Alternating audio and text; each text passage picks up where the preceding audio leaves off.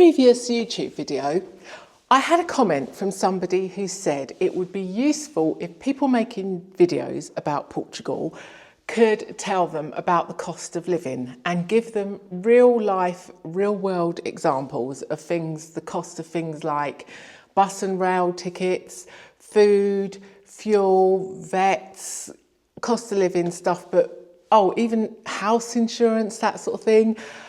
Well, I've already done a couple of videos about the cost of living. I've done housing, so what I paid for rent. This was about a year ago, this time last year, I think, actually, or less. But anyway, about what I pay in rent, what I pay for all my utilities. Also in the comments, a lot of people, because I asked and they was kind enough to put in the comments what they are paying for their rent and utilities in various locations around Portugal, which was really great. Sharing is caring. I love the community. So, yeah, the other thing I have also done, and I'll put a link to that video below, the other thing I've also done is motoring. So I did what I pay, my costs for tolls, fuel, etc. And then a friend of mine had just bought a car, so she joined me in the video and we covered what she paid for her car. So again, I'll put the link in the description below the video for that one. So some things I can't do, like house insurance and stuff, but what was mentioned were vets, and I can certainly do vets because boy, have I had some vet bills. And I thought, soon as we're on the subject of animals this month, my last couple of videos just have been about animals, I might as well do vets this week. So I have written down over the past year and a half my many vet costs. If you don't know, I was actually full-time house sitting around Portugal, having a nomadic life. I rescued 2 dogs. Not something I planned on doing, but I had to give them a home. So find a home for all 3 of us. And so yeah, but I've only got 1 dog now. One of them is happily homed, found himself a home somewhere else. And so yeah, and one of them does have quite a serious health problem. So I have had quite a few vet bills and also a lot of attacks and bites, so we've had quite a few injuries. But anyway, so I've written them all down. So when I first got the dogs, I took them to the vet for just a checkup and a bath. So here in Portugal, a lot of the vets do have the, you know, like the grooming part attached to the vet, so you can take them to the vets for their grooming. So this was up in Vila Verde in northern Portugal. I don't know if areas make much difference, but certainly the type of vet does, which we'll get to. But so a bath was €20 each for the dogs, and just an ordinary consultation without any extra treatment needed was €30 each. Down here in Cantonese, my local vet, their consultation is €25. So also up in Vila Verde, an appointment with a specialist orthopaedic vet was €60 instead of the usual 30. So that was that. Also up in the vets up in Vila Verde, Nelson had an injury, a bite.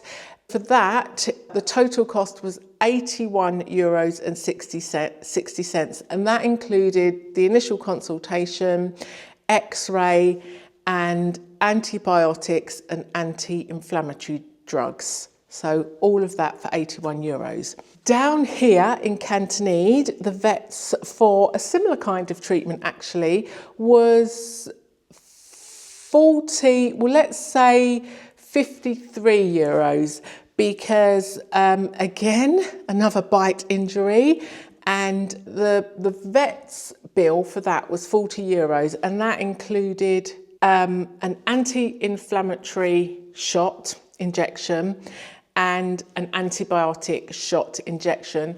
I was then given the prescription to go and get the ongoing anti-inflammatory and antibiotics just from a normal pharmacy, and so the cost of the prescription was €13 33 pence. So the total of that would have been €53 and 53. So another visit, another example, €70. So that's 25 for the consultation and 2 x-rays. One was €25, one was €20 because it was a follow-up x-ray. So basically an x-ray is €25. Another time we had a scan. The scan was €30, but I think that's all we paid. So I didn't pay €25 for the consultation and then €30 for the scan. I do believe I just paid €30.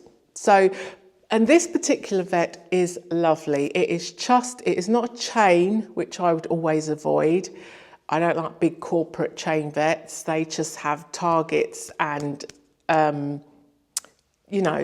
business stats that they've got to meet. So, but this vet I really like them, very genuine, and also they do not treat for the sake of treating. If they think the dog needs a drug, they'd rather not give it than give it, and any treatment. So now on to the big bills. So Terry has a degenerative spine condition, and to be honest, I think that's one of the reasons why I finally got them after 3 years to let me have the dogs, because it came to my attention afterwards that they knew Terry was in pain, and they didn't tell me, but I think they knew something was wrong with him and probably wanted rid of them before they got too old. So, but I don't care what the reason is. I'm glad he's with me and can be looked after. Can you imagine with his condition just being in a cage on a concrete floor outside 24/7? Anyway, I digress. So because of that, and also a swollen prostate, the two together just caused some digestive problems and blockages, and he had to have surgery. So his surgery with the vet that I said is brilliant here in Cantonede cost €350. And that was for the surgery, for the medication, they don't keep them overnight. They did the surgery. They did the surgery at 10 o'clock at night at the weekend. And, but leading up to that, I was visiting the vet every other day to keep an eye on him. I was on the phone. The vet wanted me to phone in every single day to talk about how he was getting on and monitor the condition. So for about a week, I was a phone call to the vet every single day or a visit. Then he had ended up having the surgery on a Saturday night at 10 o'clock. They don't, or maybe it finished. No, it was about 7 o'clock, and I think I picked him up at about 10 in the end. Yeah. So they don't keep them in. He had to come home with me, and oh gosh, so I was supposed to give him his IV, and the vet showed me how to do it, but I failed miserably. I took needles, anything but needles. So that also included the €350, me and my pathetic, useless dog guardian skills when it came to needles meant that I had to take him into the vet, on a Sunday. So basically the vet just opened up for an hour at the weekend on a Sunday for anyone that needed medication and jabs and stuff doing. So I had to take him there to have his IV done because I couldn't do it. So the €350, it included all of that. There wasn't extras, for the calls, for the visits, for the monitoring, for the taking him in to have his IV put on. And and just the care was brilliant. And, just brilliant. So that was but this is about costs. €350 for surgery and all the pre and post treatment as well. He then had the same problem again. I went to a different vet because I wanted him to have an enema under anaesthetic. That's what I felt was needed. And I took him to a big vet hospital, which had more like emergency care and very well equipped.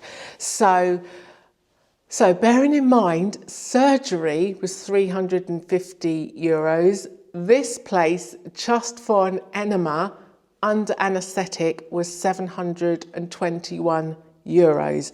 Now that was for the consultation, appointment prior, the procedure, the meds, and God, were there some meds, because they gave you a fully itemised bill. I stuck it into ChatGPT, which was brilliant because it translated it and explained everything.